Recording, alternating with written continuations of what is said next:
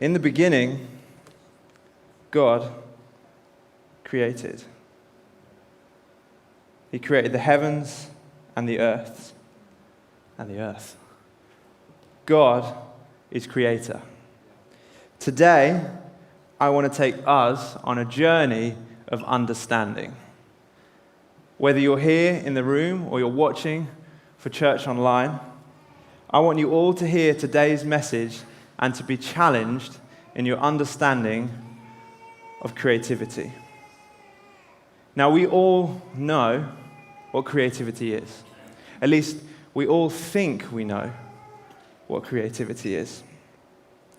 Creativity is an act, often a motivated act. It can be a thought or a way of doing something that is limited to an elite few. The special ones, the authors and the musicians, the actors, the inventors, the graphic designers, the ones with the bushy beards and the tattoos, the skin-tight jeans, and the ones that love the latte art and the flat whites, right? Well, today, my title is Unboxing Creativity. And there's no one in the box. Well, I want to tell you today that creativity is not limited to artists. Imagine that was an artist. Creativity is not limited to musicians. And it's not limited just Mr. Speaker. To authors. Creativity is for all. Creativity is for all. Now, this is all very compelling. This is very interesting, and I suspect that you all now believe me and think, woo, we're all creative. But before we all leave today, before we go about the rest of our day, I think that I need to do a little bit more unpacking. You see, in the beginning, God created. He created all manner of things, great creatures, the lights in the sky, the oceans, the land, everything that we know. Most importantly for us, he created mankind.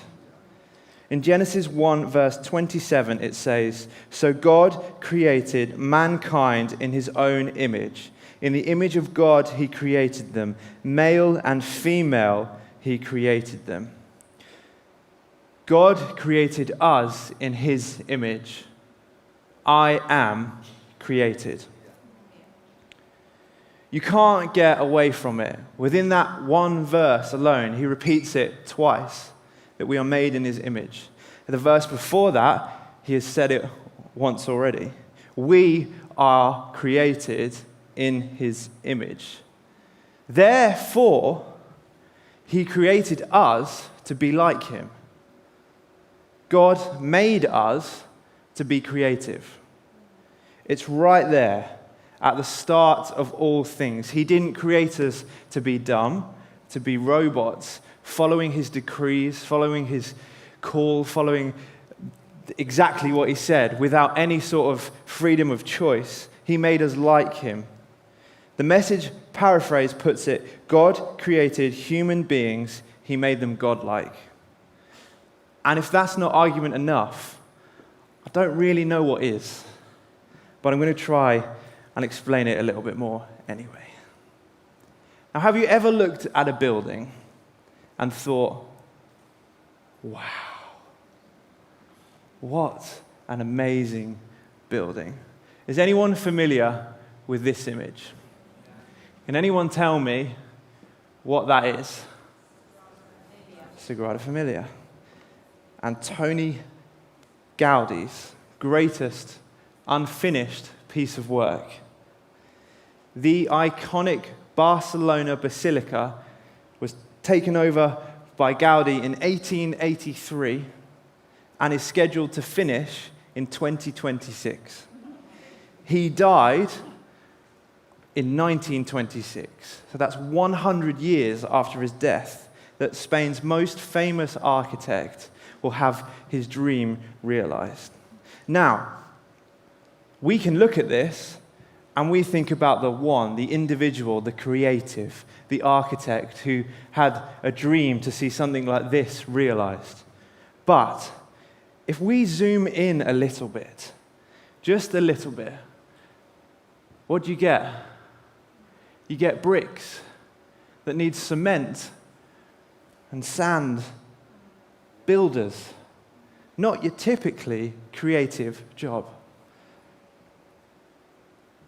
This is surely one of the greatest, most creative church buildings in the world.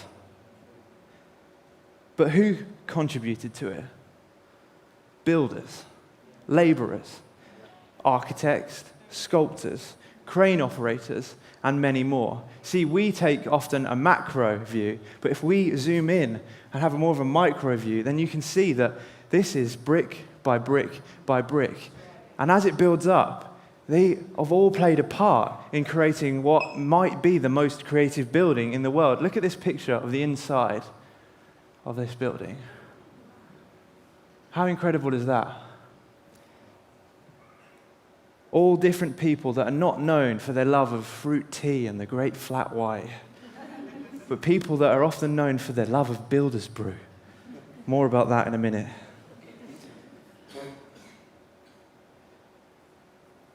Consider the way that you have viewed creativity in your life. How have you defined it? Today, I'd like to suggest a definition that I believe is getting back to more of a biblical, God-like definition of how God designed us to understand creativity. This is how I would like to explain it today. Creativity is the act of turning new and imaginative ideas into reality. Creativity is characterized by the ability to perceive the world in new ways, to find hidden patterns, to make connections between seemingly unrelated phenomena, and to generate solutions. Creativity involves two processes: thinking and then producing. See, a creative idea is one that, in its simplest form, is novel and somehow useful.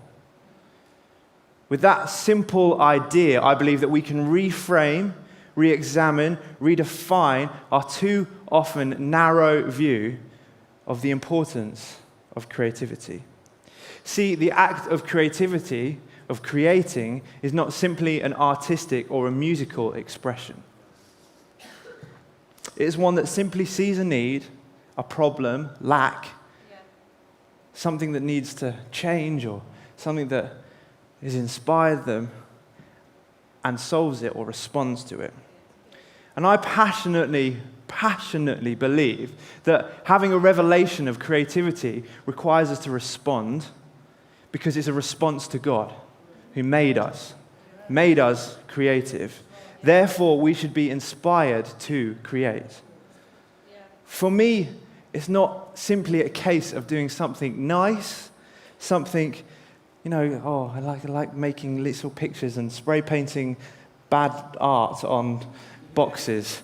But it's essential that we grasp this, because if we aren't creative and we're not at the forefront of taking creativity, redeeming it back and using it as a tool to worship our God, to solve problems and to reach people, then who else is going to take it? And because of that, I passionately believe that we must claim that I am creative, that each and every single individual in this room is made creative. So who here likes a good old cup of English tea? Now, wherever you might be watching from today, or wherever you hail from, in England, you can acknowledge that tea is a thing. We drink tea. Now, here I've got a cup and a saucer, a teaspoon, some hot water, and some milk, right? All the things that you need to make a cup of tea. Now, in here, I have a tea bag. Now, before I even start making a cup of tea on the platform in front of you all today, I feel lots of pressure right now. Some of you will be looking at me and thinking, why has he got a tea bag? It's got to be loose leaf tea. Well, that wouldn't have been practical. I here am a fan. My favourite cup of tea is Yorkshire tea. I love a good Yorkshire tea bag. I may have grown up in the south, but I was born in the north of England. However, my wife, staunch southerner, loves Twinings tea. So this is Twinings tea in here. Twinings, whatever you want to call it. Now this is the fun bit. How do you make yours? Milk first?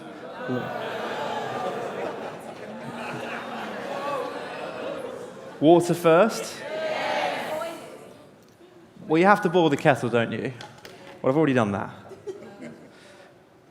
Tea bag in? Pour the water, add the tea bag second? No, no one does that. The water's gone a bit cold. It's all right. Right now, do you leave the tea bag? Do you stir it? Oh, I'm going to give it a stir. Now, do you do like a vertical movement, a horizontal movement? Do you go clockwise, anti-clockwise?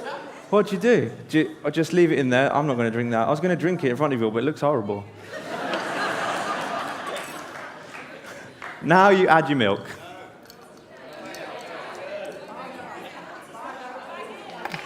This is brilliant. I can't believe how passionate we are all about this. Oh, or do I take the tea bag out first? I can't take, that's disgusting. I've got to leave it in. I've got some hope. Oh, it looks disgusting. It's like when you go and you get like a pot of tea and they've not stirred it and they're not giving you enough tea bags and it's just this pallid, dirty water. Anyway, we haven't even discussed colour of tea. We haven't even discussed whether you like sugar in your tea. Disgusting. We haven't even discussed what type of tea. This could be any type of tea. Some people prefer decaf tea. Some people prefer... Oh, great, look at that. Look at the passion that's coming out of this room. Green tea, mint tea, fruit teas, loose leaf, etc., etc. Well, we clearly live in a world of choice. We clearly live in a world where we can make... I'm going to try it, come on, with the tea bag in. It's like really cold. It's not like really cold, it is really cold. Well, this silly little demonstration here, I love this demonstration because for me, I could make that tea however I want. I could put the tea bag in now with the milk and water in already, if I was odd. I could do many other things, but for me that is an expression that we have the ability to be creative. I'm not creating something out of nothing. I'm not God. But what I'm doing is I'm solving a problem because I'm thirsty and I'm English. And I really need the perfect cup of English tea. So I can try and solve it with the way that I stir and the way that I put the bag in, etc., etc., etc. And I think this is like a little picture for us. This is something that we do, arguably, like, I don't know, some people in here probably drink about 6 or 7 cups of tea a day, that we do about 6 or 7 times a day. I maybe drink 1 cup of tea a day, maybe. See, we often make this all about the people with the right titles, the people with the right qualifications, the people that are called creative blah, blah, blah, musician man, guitarist, artist. But I believe that everyone can be creative. And for me, this has taken me years to understand because we live in a society that pigeonholes how we view creativity. And far too often, it's left to an elitist few. And we make it this unattainable thing that says you have to look a certain way, you have to be a certain way, you have to talk in riddles and rhymes, you have to make no sense and be this strange person that doesn't really string words together in a way that's logical to anyone else. Well, no. I believe that creativity is part of the order of things, the way that God intended us to be. It's right there at the beginning. Now, does this mundane making a cup of tea have relevance in your everyday life? I believe it can. Because even in the mundane, even in the uncreative jobs, the typically uncreative jobs, the ever picked on accountants, the people responsible for systems and procedures, coming up with a new way of doing something, coming up with solving a problem, seeing a flaw in a system, that requires creative thinking. That requires problem solving. Therefore, how can you argue that you're not creative? Even in church, we can be guilty of labeling people creative. Now here, my title is Creative Pastor. Now, I'm not saying there's a problem with that, but what I am saying is that too often we think, right, that means that you do creativity and no one else does it. And growing up in school, I would never have understood that I am made creative. I would never have understood that. I have meandered my way to this understanding. In fact, I wouldn't have even stood up on this platform and said to you that I am creative 2 years ago. I've been doing this job for about 1.5, nearly 2 years. And I think until that point, I wouldn't have gone, right, I'm creative. Right now I'm given the title, I am creative. And if you'd said to me when I was growing up that you were going to become a graphic designer, video type person, I would have probably looked at you very politely and just gone, what do they know? Nothing. If you'd said to me that I'm going to run a department of creatives and I'm going to be responsible for not leading, but overseeing this team of people on this platform and other things like that, I would not have believed you. The stupidity of my lack of understanding is a lot clearer to me now than it was when I was younger. See, I didn't have a normal childhood. Not that my parents were strange, although... But not all people grow up like me. You see, from the age of 5, I had piano lessons. I was expected, or not expected, probably the wrong word, I drummed from birth. Mum says I was drumming in the womb. And I drummed. People ask me the question, when did you first start to drum? And I never know what to say, because there wasn't a time when I didn't, apparently. I picked up guitar at a certain age. I preferred going to music band rehearsals than doing sports. And I spent hours. Every school report said, Josh struggles with concentration.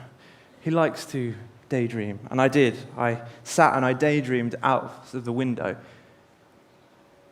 And if you look at that now, our worldly view would say, well, someone like that's got to be creative. I hated art at school. I thought I was terrible at drawing. I would tell you, even now probably, that I don't think I can draw. But then recently I was sent my primary school book of highlights, or whatever you call them nowadays, my yearbook. And one of my highlights was drawing. So at some point I loved drawing. And yet here, right now, with a new understanding, with a fresh revelation of how I look at creativity, I can see that none of that is important, because none of that is really true creativity. It is an aspect of it, but it's not creativity in its wholeness. We are conditioned through schooling, through comparison to others, through film, through TV, through magazines, through our surroundings, through our workplaces, that we're not creative because we don't do certain things. We even box people in by the titles that we give them. But today I want to expand your view. It is so easy to fall into the trap of saying, I am not creative. And why do we do this? Because of comparison. We compare ourselves to one another, and we say we haven't attained what they've attained. We can't do what they can do. We can't do this. We can't do that. But the Bible tells us that we are all new creations, that Christ died for us all. 2 Corinthians 5:15-16. And he died for all, that those who live should no longer live for themselves, but for him who died for them and was raised again. So from now on, we regard no one from a worldly point of view. Though we once regarded Christ in this way, we do so no longer. How can we choose to compare to one another when Christ, Jesus, has leveled the playing field? He's made all equal access to him. We so often think, I've got to do this. I've got to be the best communicator. I've got to be the best dad or mum. I've got to be the best at this. I've got to be the best at that. Why can't I achieve that? Why can't I do that? Well, I don't believe that we're called to be the best at everything. I grew up thinking I am going to be the best drummer in the world. Then at some point I thought, no, I'm not. There's lots of other drummers that put a lot more work in than me. I'm just going to be the best me that I can be. We are called to live our best life. The best life we can in honor of Jesus. When we look at life, there is a responsibility to live life well as a follower of Jesus. I strongly believe that we have a responsibility to reflect God's nature in how we live. It's clear from Scripture. Remember where I started. God created us in His image. Our lives are not our own. When we gave our all to Jesus through praying that prayer of salvation, we surrendered all to Him. And if we can grasp that, we will live a bold life. Our lives are works of art. We are works of art. See, in Ephesians 2:10 it says, we have become His poetry, a recreated people that will fulfill the destiny He has given each of us, for we are joined to Jesus, the Anointed One. We are created beings with the ability to create, not because we want to become God, not because we're disrupting the way that we view Jesus and we're becoming gods of our own. No, we're created to reflect back to God something of His nature. And for me, the act of creating is not simply solving problems. It's just that. It is a response to the way that God made us. Believing we are truly creative is getting back to the original way we were designed. Our being creative is not following a fad, following a trend, or looking a certain way. If we are to live a life wholly pleasing to God, then we must choose to say that I am made in His image. I am creative because I am created by the Creator. How many times can you say that? It's a tongue tire. We don't have to settle for life as it is right now. We can too often settle in our experience of life. We can let it rest that things are the way they are. But hang on a minute. If we're made creative, then somehow that gives us hope. That gives us hope because we're not just made to exist in life. We can make changes in life to our situations. Things don't have to stay the way they are because God has given us the ability to think, to problem solve, and to do things that will blow your mind. Far too often, we are reliant upon a superhero, super magic hero God that will come and do the miraculous. And He will do the miraculous. But may I suggest to you that He might have already done it in your life. I think, for me personally, when I hear the story of someone becoming a Christian for the first time, that is one of the greatest miracles that I can ever experience. That is one of the greatest things that I can ever hear about. God made us creative. God made us to know Him, and yet somehow we've lost Him in our lives. And yet we have the opportunity to come back to Him and to surrender our lives to find Him. What a miracle. See, God has given us the ability to not settle and stay where we are. God has given the ability to bring about change in our world. Now, what is it doing when we live in that knowledge? Well, practically, we can look at things in this room even. We can look at the way that we've made this auditorium, and yes, we've got maybe some of the stereotypical things of creativity. We've got lights, we've got projectors, we've got TVs, we've got all that sort of thing, but we've also designed it in ways that would be engaging to people. We've designed it so it's round, well, not completely round, but rounded, so that people can be engaged with the platform. We've made the platform a certain height so that I'm not too high, that you don't have to look up like this, that you can see exactly where I am. We have made the chairs slightly wider so that it can be more comfortable. We have done all these things, not because we just think that comfort is great or that we want to do nice things. It's because when we design this building, we think about people. We don't just think about entertaining services. We filter things through two things: that we want to reach more people and that we want to shape more people. Reaching and shaping a generation with the message and cause of Christ. Reaching and shaping a generation with the message and cause of Christ. See, we try and come up with ways all the time that we can reimagine how we can do this thing called church, called life. Not because we like to have a good old jolly on a Sunday morning and make ourselves feel good. No, because we believe that we have a destiny-defining message that we need to communicate to people. And we can do that in a way that blows people's minds with their experience and understanding of God. See, we don't have lights. I don't make colorful backgrounds like that because we want to be showy. We do it because we're expressing something of the way that we were designed. God didn't just make this earth brown. The whole earth is not brown. The whole earth has plenty of colors. It's blue, it's green, and it's all the other colors that I can't think of right now. It's full of color. It's full of things that take your breath away. It's given us the ability to make things. T.D. Jakes has this brilliant quote: God didn't make tables, God made trees. God made trees. And what did we do? Well, someone had the brilliant idea to go, well, if I take this, and I do this, this, and this with my hammer that somehow was made, and I do this, this, and this with my saw that somehow was also made, then I can turn it into a table. And then we didn't just rest there, we put wheels on tables. Hey, now we're getting good. We're made in the image and likeness of God, the Creator God, to be creative. Now, what does that look like in your everyday?